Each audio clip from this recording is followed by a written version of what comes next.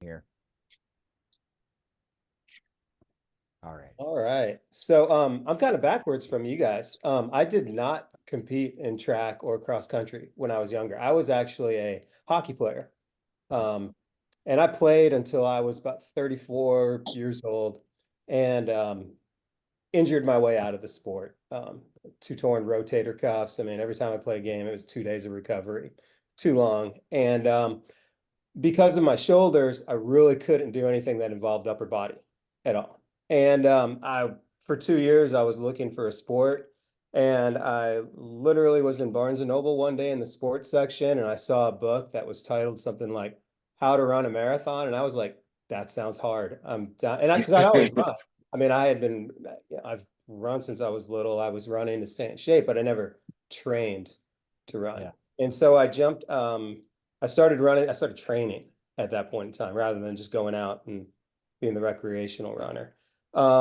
And about that time too, I switched careers. I grew up, I started off, I was in software for a number of years. And I just really kind of burnt out on that. I always jokingly tell my kids I got tired of being around adults because they stab you in the back, and kids will at least stab you in the front. So Yeah. I really wanted to coach. Like that was a unfulfilled passion of mine. Yeah. And so in Texas, you have to be a teacher in order to coach. You can't, they don't let people, if you're not on staff as a teacher, to come in. So I got my teaching certificate. And then by that time, I had already done one or two marathons. And when I started, I immediately became friends with the cross country coach. And I just kept bugging him, like, what are you doing? Da, da, da, da. And after about 6 months, he actually left. He got a job outside doing something else. And at that time, my principal was like, "Oh, okay, well, we know who we want to be.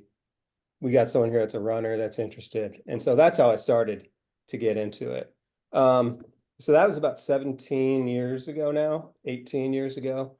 Um, and so I kind of came at it backwards because I didn't have the experience like y'all did. So what I did is I basically treated running like a software project, which when I developed software, I was hired to go and I knew nothing about the business, but I had to build software that was going to do something important for the business. And so the only way I knew to do that was just to get down to like the tiniest detail on things. So I went out, bought every book I could find, went on Let's Run, downloaded every meaningful conversation. I bet I have 6 4-inch binders full of Let's Run conversations. The most important ones were when I went down the Renato Canova rat hole. Yes, exactly. Exactly like that. I have that. Yes. And there was something about Canova that just sort of made sense to me, but didn't make sense at the same time because he was just explaining what he was doing. He wasn't like systemizing anything. And so I started putting it together. Every meet I went to, I knew who the good coaches were, and I would watch their athletes run. And I'm writing down splits for their runners and notes of how they're running. And I'm just trying to figure out how to do it. Anyways, through that, I end up my first year, we weren't very good. The team I took over, we'd finished last place 8 years in a row. My first year, we finished second to last. And there you go.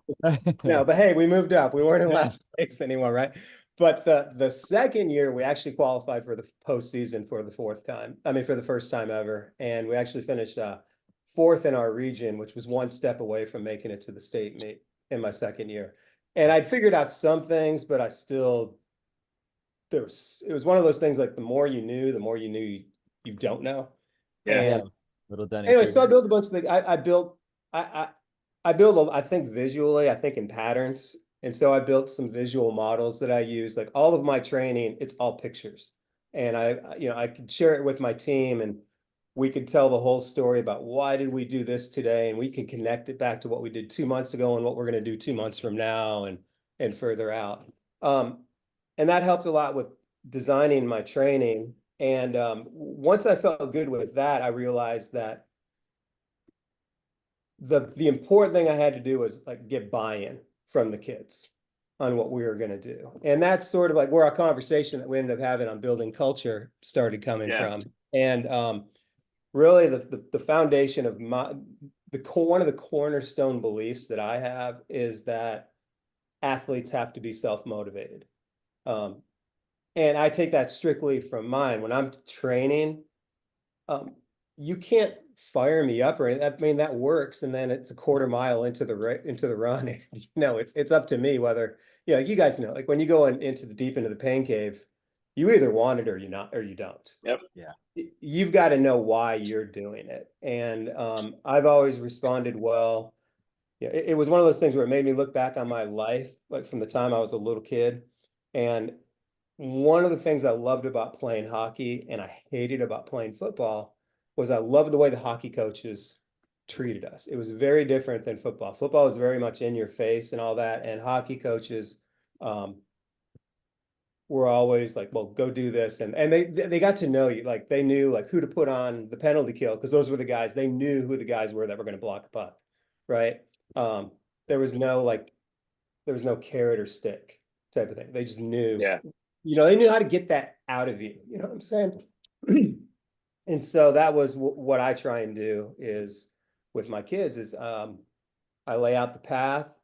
I create an environment. I try and this may have been, I sent out a thing where I have some questions that I ask myself that shape every conversation I have with my team, where I'm trying to create in their head sort of the vision that I have for them where they want it. And I put it in a way that it builds up that self-motivation, that self-desire on their own.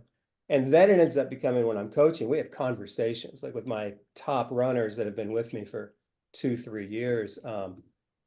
If you've got to press and go beyond what you've been before, we'll talk about it. Like, hey, this is what we have to do right here. And they'll be like, yeah, I know. And I'll be like, are you up for that? Yeah, let's do it. Okay, how are we going to do that? And it's great. Like there's never a conversation where I have to convince them to go deep. Yeah. We just know that that's what you're supposed to do. And it's, I've ended up, because of that, I've had some really, really great runners compete for me that have, done some really special things. And this year I've got some girls that are going to do some outstanding things. And it's all because of them. They want it and they've bought into the path that I've laid out. So that's sort of where I am right now on my journey. Yeah. The idea that, the goal setting mindset, it's like, I have a problem personally. I have a problem with when coaches sit down and establish goals for athletes. Right. Or start to tell them like, you have to have that bit of that. The athlete needs to tell you what they want. Mm-hmm. You give them tools on how to get that. And then your responsibility is to remind them of that thing that they want. Right. And then you start to weed out like, oh, is it something that you actually really wanted? Or is this something that you said to me because you thought that's what I wanted to hear? Right. And you start to see that over time, but that takes time. You can't Right. just Yeah. sit down at one point. Yeah. Yeah. You find out the people who love the idea of doing something great and the people who actually want to be. Yeah. It. And you find that out through time. And if I find it, whichever one you're on, I don't get upset with you. It's just, that's what your choice is. Yeah. And, 100% agree with you. But it sometimes takes like a year to figure out really what do they want truly. Yeah. So that first initial question I asked you was, what are your, foundational pieces to that? Mm-hmm. What do you think are like the big rocks that you have to establish with every new freshman that comes in to your program, and you have to say, okay, this is how our culture is.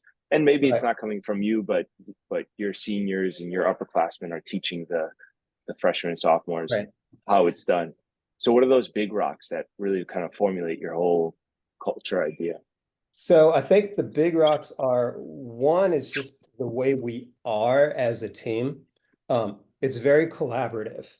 From the first time you come into practice, when it's your first practice, I will find you and I'll ask you questions. I want to know like, hey, why did you choose cross country? I joke with them because Why? I really want to know why. Yeah. Why did you choose this? Yeah. Why did you choose this path? And I tell them a little bit about myself, and I say, like, hey, we're going to make you the best version of you. Like, there's no promises of what, and I let them know a lot of this is going to be up to you. It's truly like you determine your own destiny on here. How much you invest is what you're going to become. And then they see the way I talk with the returning runners, that's actually how we are. We talk through workouts. I'll present what we're doing. So my role is to define the path that we're going down. Yep.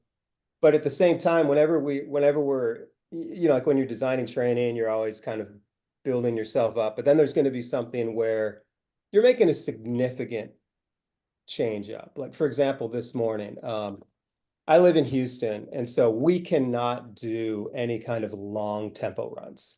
It's just too hot. Yeah. People's bodies are, I mean, I don't care who you are, you can't do it. So we start off doing 800 repeats with 1 mile, with 1 minute in between, to mile repeats with a minute in between. And today we jumped up to my top group jumped up to having 1 2-mile repeat. So it's going to be there, for a lot of them, this is the first time they've ever gone this long at tempo pace. And so I presented it to them and said, hey, it's going to be a challenge. This is what you need to do. And I said, what questions or concerns do y'all have? And they know if there's something, if they're like, they know they're free to say, like, hey, we're being a little aggressive right here on the pace or the duration or whatever it might be. Today they were like, no, we're ready for it. But at the same time, there's been times where they're free to come to me and I'll listen to it and I'll go like, okay, tell me why. And sometimes it's like, oh, you're right, I am being too aggressive. Sometimes it's just like, hey, you're afraid, but we got to make this step. You're afraid of the unknown. So let's step forward. But either ways, we have that conversation. So that's a big part of it is I always tell the kids, it's not my team, it's our team. That's one of our sayings that we have over and over again. Second thing, as far as training goes, running is a spectrum to me.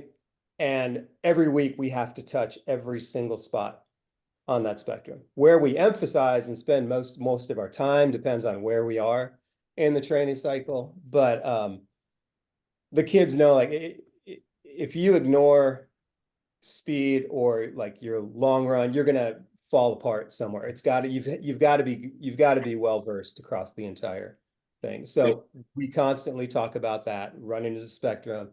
Don't leave anything out. You may not like this, but you need it in order to be good at the pace that you enjoy most. Other things that we have are how do I say it? We really are, when they run for each other. We talk about it all the time. When you're hurting, think about your brother or your sister, if you're on the girls' team, who's hurting just as much. And we talk about how pain is really in the mind, not really in your body.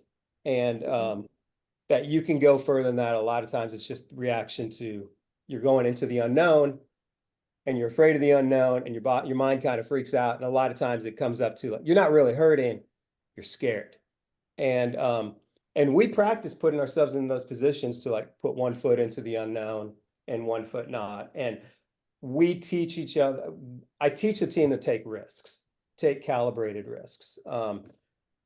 My teams tend to, we peak at the right time, because every race we get a little bit better.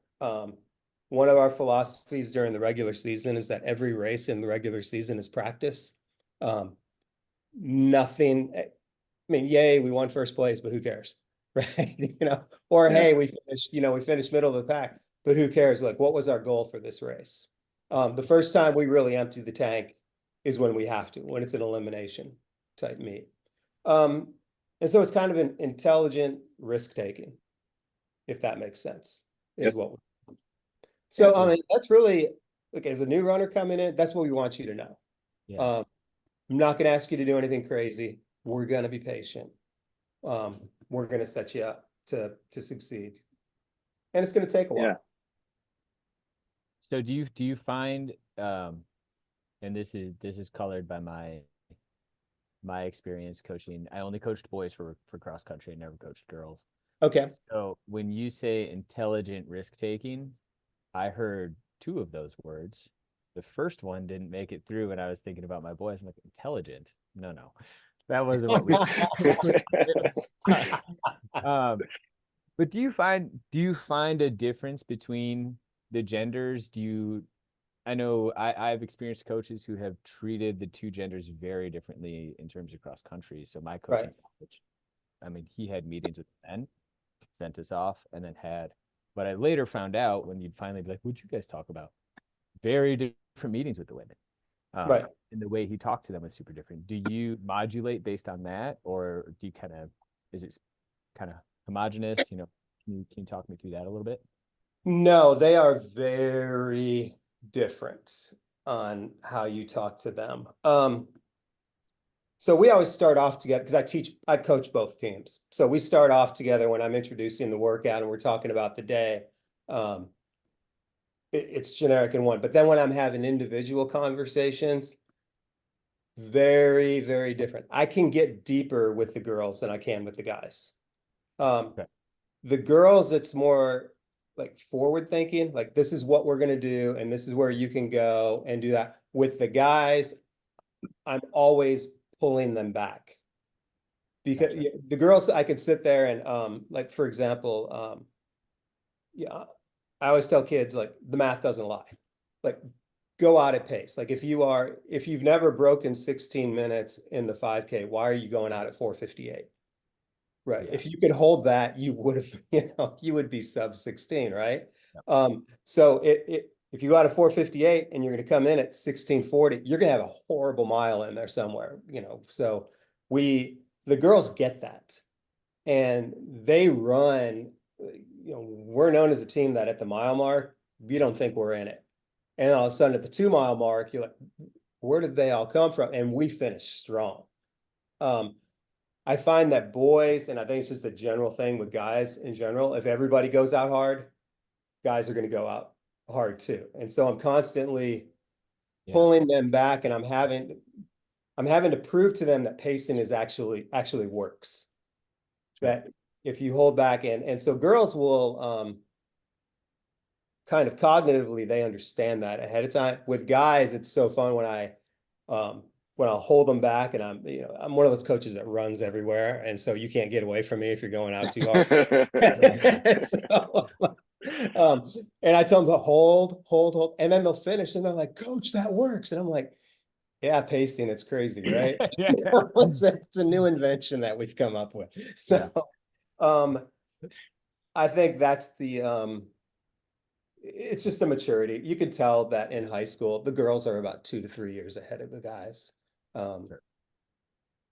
But also conversely, if it gets to be the last half mile and you need someone to go, the guys are more likely to take a huge risk and really dig deep when you need them to. And there's some girls that will, but most girls will kind of hold on the path that they've been on.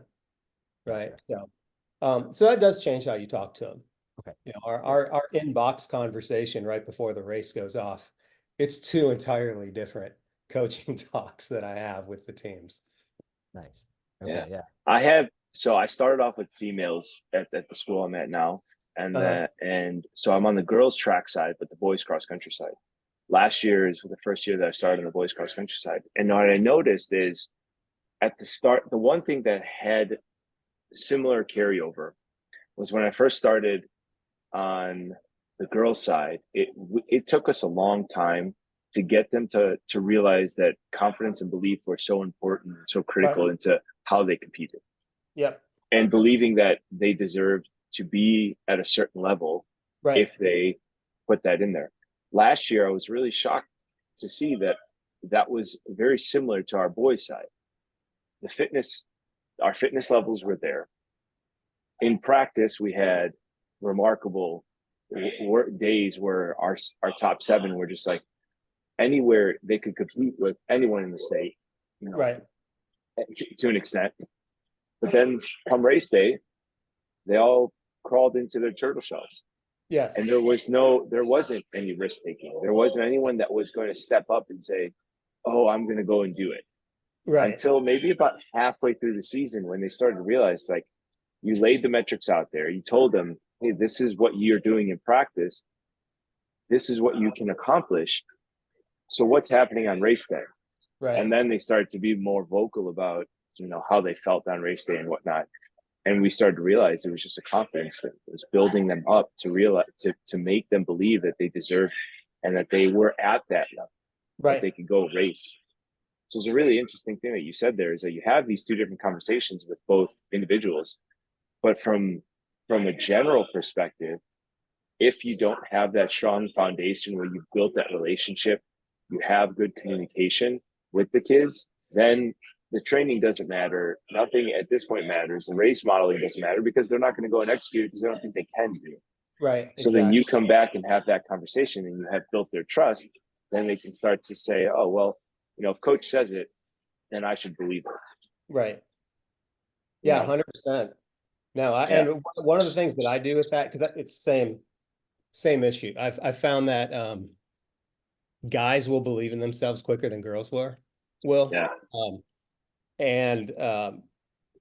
So we pretty much, I always tell the kids, by the time we get to a championship race, we've rehearsed every step of that race. I don't know how many times. And I will show them, the reps that they've done, and we'll add them up, and I'm like, hey, look at what we just did right here. Like if we were on like 800s, right? I'll go, you just ran 4,800 meters at X pace, or, Y time right there. I mean, I know we had breaks in between, but seriously, like you can do that. And it's just like those little bits of confidence. And it is, but no, I 100% agree with you. Like it's almost like cross country kids are too nice. Like sprinters, it's not a problem. I mean, they're gonna yeah. The cross country kids are like too polite. They're like, oh, I don't want to take that away from them. The number of times I saw a guy like literally coming into a shoot be like, oh yeah, go ahead. Like it drove me nuts. I was like, man, you got to be vicious in that shoot. Like just letting people go by drove me crazy. Sorry, Stone. You had said speed development. One of the reasons why I was brought onto our cross country team was to start to integrate speed and strength into the program. You have that spectrum. I call it a sliding scale, fill in buckets, whatever it is. But one of our head coach is more volume heavy, and is now breaking into let's reduce some volume on certain things, and then work on speed to give them that bigger spectrum. Right. One of the things that I sold him on the idea of is that if we're doing speed work and true max velocity work, and we're focusing on timing the runs that we're doing, we can start to harbor some sort of competitiveness within the kids, because that was one of the things that we had an issue with last year, is that they just wouldn't go and compete. So one of the ways that we sold it was, or I sold it to them, was, hey, you might not see that the direct correlation to sprinting and cross country and the 3 mile race, or 3.2, whatever we're racing. But there is a component of the psychological piece to it, where now kids are competing against one another in things that they're not comfortable doing, which means they don't know, they don't have a baseline where they're going to go, oh, I know that X, Y, and Z athlete is going to be faster than me, so I'm just going to sit behind them. Right. Whereas in the speed work, they have no gauge, they have no baseline, so they're just going to go and race. Right. Flat out race and see who can win, who gets the best time. And that started to change people's perception. Oh, I'm good at this speed thing, so let me kind of lean into that a little bit more. Right. And they start to get a little bit more competitive. That was one of the interesting things. But with that, like, how do you then integrate that, and how do you throughout the week, training wise, fill all those buckets, or touch on each part of the spectrum? Okay, so I've actually got here's my spectrum right there. Oh, Oh, nice. nice. And I try and what I do is when I plan my workouts, I literally have a little thing I put on like Monday, we're gonna go here, Tuesday, we're gonna go, yeah, so I can it helps to like visualize that you're Yeah. not doubling down on something 2 days in a row, right? To kind of spread it out. And by now I've got a pattern for how to do it. But what I do with the kids is I train really on a 14-day cycle. And so over the summertime, what we do is our competition is we have a 1600 time trial, and the kids get fired Yeah. for that time trial because I publish the results and we put it out, and all your paces are based off of that mile time. But I'll also do things when we have our easy day and we finish with strides. I'll stand about the 30-yard line. We do it on the football field. And the last 30 yards, I want you to go all out. And man, especially the guys. I mean, and what you just said, like I'm the kicker now, Yeah. because it's the guy who always wins the stride at Yeah. the end. And the girls do it too, but they just aren't as loud about it. I can tell that they're Yeah. competing. But the guys have to let each other know who won. Yeah. So I try and on those things that aren't measured, like if we do a tempo run or other things where I want you to run your pace, not somebody else's pace. I don't make that competitive. I make that let's be intelligent. Let's Yeah. be you, make yourself be better. And I tell them like, hey, if you want to go faster, run a faster mile. Like that's how you get a faster rep. Like, don't tell me what you can do. That tells me you're not competing. So get out there and compete. And Yeah. and so it's kind of a balance between let's be intelligent and let's be crazy and just compete with each other. So there's probably 3 days a week that we're out there competing. I also do a run. I call it an acceleration run just because I have them start off relatively, medium-ish pace, and then every half mile, I want them to drop like 5 to 10 seconds. And what I'm trying to do is get them to get the negative split mindset, to believe that they can get faster. And I tell them like last half mile, just go, like whatever, don't look at anything. And the kids will compete with each other on that, with the people in their run group that they're in. So yeah, just gotta have with that, you can't really plan it. You just say like, hey, go compete, and you Yeah. find out who the competitors are. And then they self-identify. They become like, oh, I have a long kick, or like I'm gonna wait till the last 800, and they sort of figure it out, like how Yeah. because I always tell them the third mile is you be you. We're gonna deliver each other up for the first 2 miles. Last mile, go close it the way you need to do it. Mhm. And it's fun to listen to them figure out who they are Yeah. on the last mile. And then once they believe it, they do it. Right. And it's Yeah. all self-belief. It isn't something that I tell them like, hey, you're my kicker. Yeah. They know that. Cross country smack talk is That's right. Cross country smack talk. That's right. Yeah. if I'm there with a quarter mile, you're dead. Yeah. You're Yeah, dead. exactly. Oh, you won't be there. Yeah. Trust me, you Yeah. won't be Yeah. there. And the Like, sprinters here, and they're like, what are you talking Yeah. about? yeah. Oh, I'm gonna grind you down. No, Yeah. uh, we actually, I think I recently spoke with a couple of guys I coached in cross. We had probably our most competition-based workout. We called it a wolf pack run. Okay. 5 guys per group. So each wolf pack was a wolf pack of five. So you started with 5 by 60 seconds on, 60 seconds off. One guy had to lead. Okay. Yeah. And no one was allowed to pass. One guy led it and you Yeah. had to hang. After the 5 by 1 minute, you go 1 minute, 2 minutes, 3 minutes, 2 minutes, 1 minute, and you had a minute rest between. Then you go back up and down again. So 1, 2, 3, 2, 1, 1, 2, 3, 2, 1. And what we did is we categorized. So like my 2 miler would run the 3 minute rep, and he had to lead it for 2 minutes, and then with a minute to go, all bets are off. My 800-meter guy had to run the 1 minute rep, and with 30 seconds to go, you could go on him. And then the second round, you flipped it. So the Okay. 800-meter guy now had to run the 3-minute rep. Right. So we changed our leaders every time, and it was like you sit and kick, or if you're the leader and you want to grind them down for 3 minutes, you just go for 3 minutes. Right. Then that next rep, then they learn over the years, like, oh yeah, if I really grind them down for the 3 minutes, then when I have the 1-minute rep, it's way harder for them to come You're back. already dead, right? Yeah, so it was really fascinating to watch 14 to 18-year-old boys go through this. Like for 4 years, we did it a couple times a year, and Yeah. I would let them pick where they get to do it. So you'd have the guys who are like, we're going to pick the hilliest spot we can find.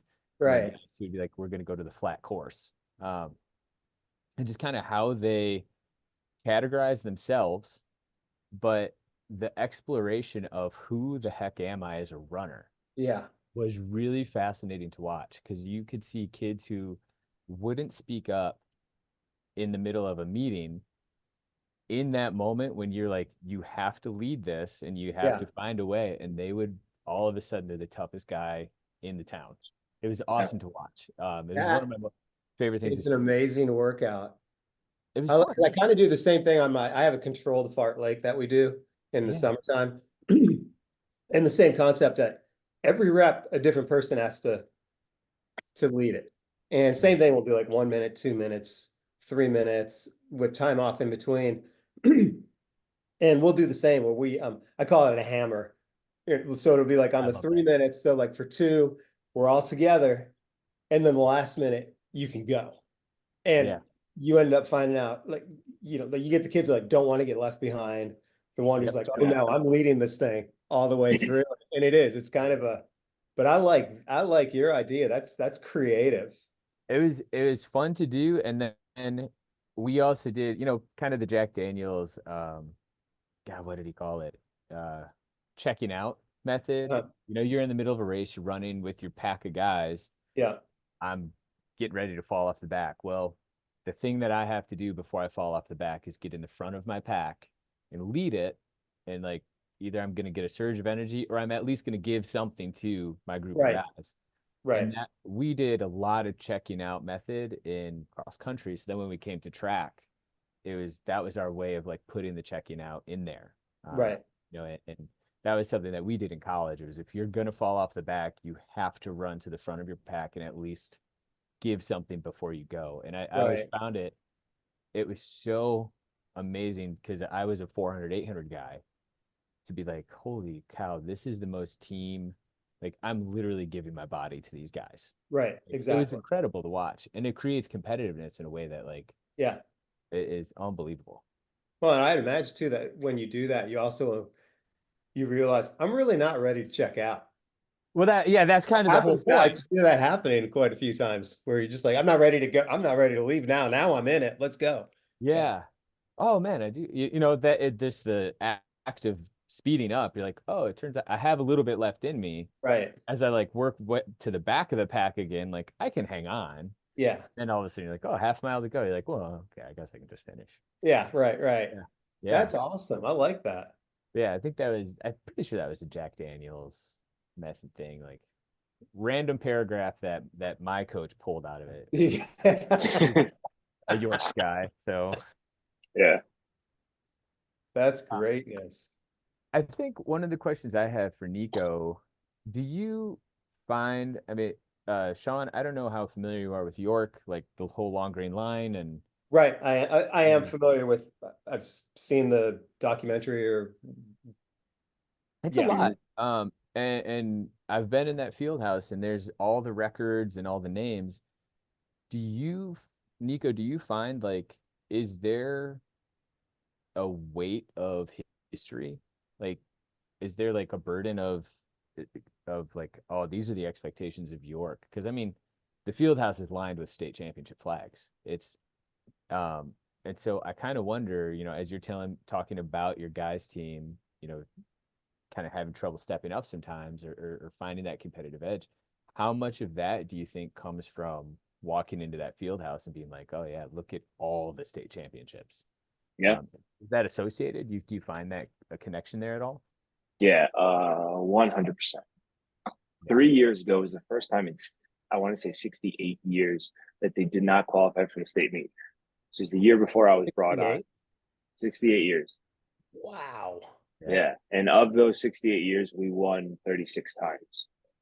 So that was the expectation, always and always been. I went to York as well, graduated in 04, and 3 out of 4 years we won. My sophomore year we took second, and that was a failure. Like everyone felt as if that was a failure, because in the 90s we had won 8 out of 10 years, came to the 2000s, and then we won 6 of the 10 years from 2000 to 2010. So there's a huge expectation that you go to state was not a question, and then taking home a trophy was the only success. Right. So 3 years ago, when then they didn't happen, and the year prior to that, I think they took 6th or 12th, or I can't remember exactly, but that's where I think the pressure was put on these kids. Like, oh, we failed to keep this going. Now this year we have to do something great. And the first, half of the season, the expectation was once we step on that track, or once we step on the course, that we are going to be dominant. But they didn't have the understanding that, number one, physically they weren't there yet, all underclassmen. Well, I think we only had one senior on our top 14, and then half of those guys were sophomores. So just physically not developed. Right. They just had a low. So there was a real mental, like they had to realize exactly what you're saying, and for both of you, is they had to find out what it meant for them to do it, and how were they going to do it with the talent that they had and the physical ability that they had, and the camaraderie. Second half of the season is when we really saw them start to step up and unify and be okay with a guy that is the top dog in practice wasn't our top dog on race day. Yeah. And eventually he was like okay with that. And then 3 other guys stepped up to fill his shoes, which was a really cool thing to see, because this guy was an 800 guy. He's our second best 800 meter runner. And only to a kid that just transferred in from Texas, actually, and that ended up being like a 152 guy, like complete anomaly. So they started to realize what you guys are talking about, and finding their own path and their own way. And that really helped them to build the confidence they needed to say, hey, the goal is not to go and win state. We're not trying to win state. We're not there yet. You just got to get there, because you need the experience. And the first step is getting there. And then once you get there, the belief is now, okay, we've gotten there. Now let's see what we can do. So that's this year's whole thing, is what are we going to be able to do? And this year we've revamped the entire program. Like, we've gotten rid of a lot of stuff that worked in the past, but is not working anymore. Yeah. A really interesting, I have had a couple conversations with some high level cross country coaches here in Illinois that we're competitors with. And one very interesting statement was made by an individual that he started up around like 2005, 2006, took over a team, a high school team. And he looked at us, us as York, and said, we're never going to outwork them. So what can we do differently to beat them? And that was one of the most interesting statements. And he was telling me this, like because he now is a very like speed-based cross-country coach. He lower mileage and really focusing on quality, high quality speed work. And he's like, that's what we had to do to be able to beat York, because we weren't going to outrun them. We were not going to put in 65 miles a week. Our guys can't handle that. Right. We didn't have a pedigree of, at that point it was 50 years of work built up to that. So when he said that, it started to make me think about, how am I going to approach this season? How am I going to get my head coach on board to realize that people are doing different things, and we're doing the same thing, and we're not succeeding, they are. And that was one of the additions to it, was not only on the physical training side, but on the mental training side. But last year we realized that there was a big gap. Athletes are different.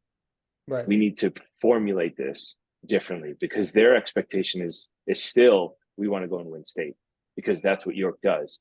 But they don't have the physical capacity to do it. So we have to find something else or different way to do it. So the biggest changes that we made this year were implementing flat out speed work, but also we're dedicating a lot of time to just working with the kids on self-talk, reflection, understanding what expectations are set from us and what expectations you have of yourself, and how can you manage those on a day-to-day basis. And really only focusing on every practice, we write down, what did I accomplish today that was good, and really only focusing on that, because we can say that, hey, I missed 3 of 12 paces on our 400s today, in rather than saying I hit 9 of 12. So just changing that framework, where before it was like, we got to work harder and we just got to keep working harder. Now it's, let's only focus on the things that we can control. Let's focus on the things that we did right. And eventually the things that we did right will overtake all the negative talk. And then the hope is that they'll build belief and confidence in themselves. And then practices start to become a little bit more, like you said, intelligent.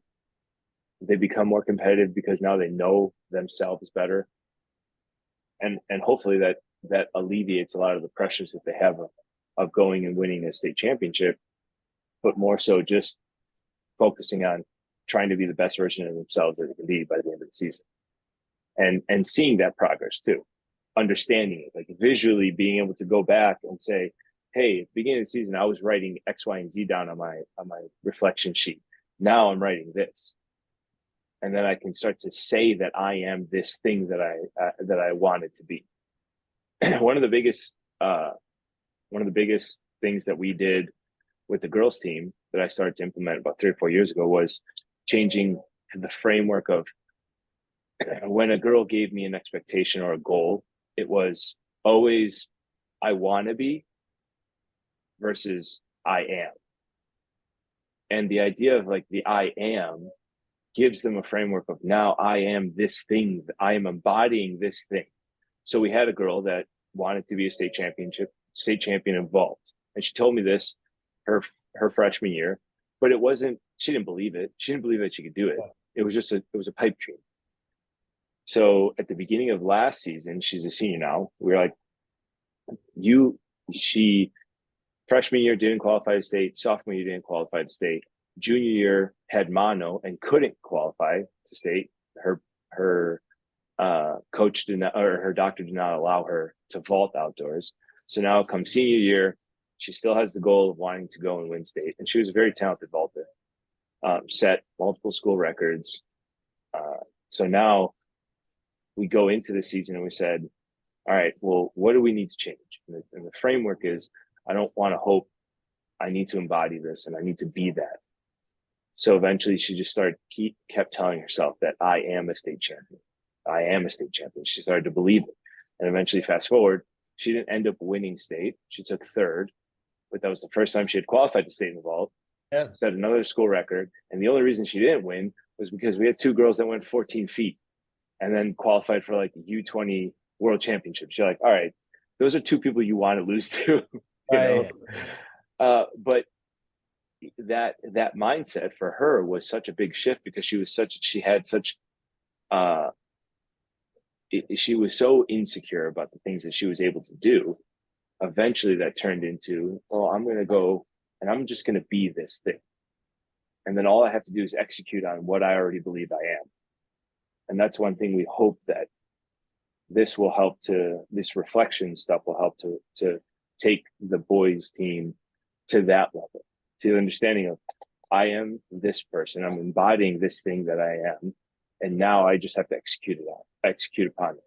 And every week, like you said, they're just rehearsals.